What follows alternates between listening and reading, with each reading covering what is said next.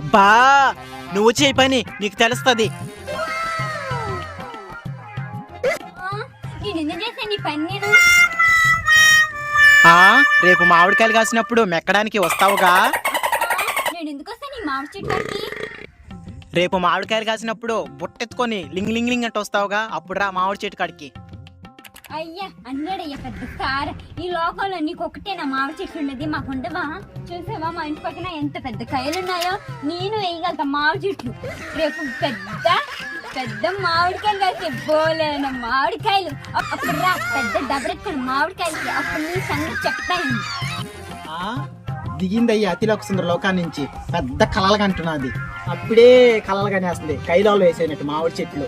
నువ్వు 5 వేసుకో 10 వేసుకో, నాకెందుకు మామిడి చెట్లు? నాకు ఒక మామిడి చెట్టు ఉందిలే. వచ్చిందమ్మా అతిలోక సుందర పైనుంచి దిగా, మాకు తెలియదు కదా పని చేసుకోవడాలు. ఇంకెళ్ళండి.